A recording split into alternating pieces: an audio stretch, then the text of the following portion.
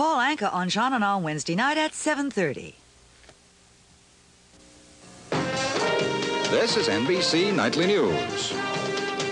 With John Chancellor in New York, David Brinkley in Washington, and tonight's segment 3, Brian Ross's report on the migrant worker. Good evening. George Moscone, the mayor of San Francisco, was shot dead in his office in City Hall this morning.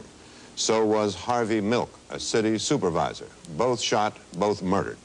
Apparently, there was no connection here with the Jim Jones cult, which is based in San Francisco.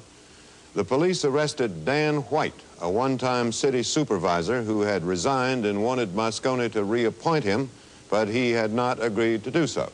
Here's Rick Davis in San Francisco. This single bouquet of flowers was on the steps of City Hall. It was placed under the mayor's window just a few moments after the death of Mayor George Moscone. The flags were at half-staff moments later as the city learned that the mayor and Supervisor Harvey Milk had been murdered.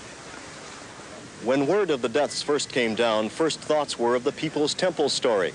Reports that there was an assassination squad with a hit list naming city politicians.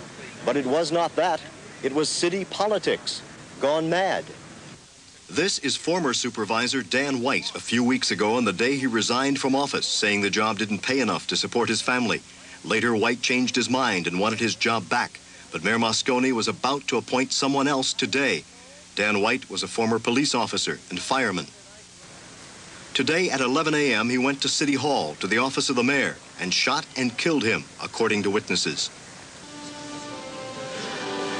This was George Moscone last Wednesday, weeping at the funeral of his close friend, Congressman Leo Ryan, killed in Guyana. Now this city weeps for George Moscone. This is the body of Supervisor Harvey Milk as it was taken from City Hall. Witnesses say after killing the mayor, White ran down the hall and fired 3 shots at Milk, killing him. Milk had opposed the reappointment of White.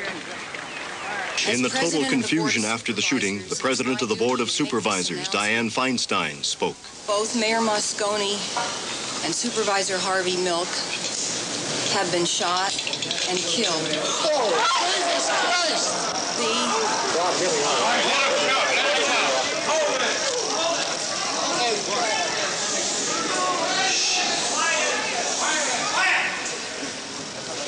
The suspect is Supervisor Dan White.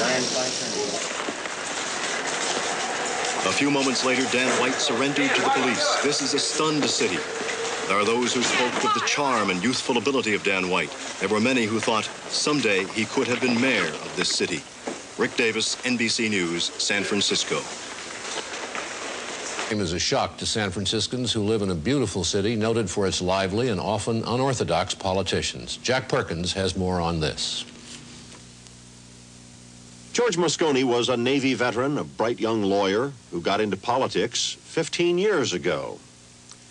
First, as one of the youngest members ever of the San Francisco Board of Supervisors, then a state senator, an extremely active and productive state senator. From this base, 2 years ago, he ran for and was elected mayor of San Francisco.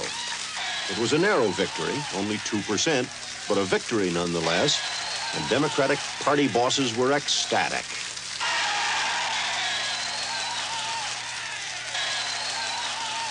George Moscone wept with joy that night.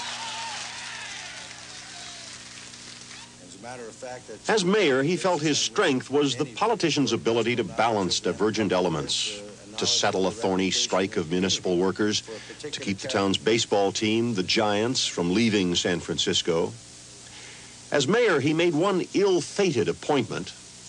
The Reverend Jim Jones, appointed to the city's housing authority by Mayor Moscone. I appointed somebody who had a reputation as a peacemaker in this city, who had worked with poor people and people in frustration, whose reputation was that you do not resort to violent means, you deal with reason and persuasion.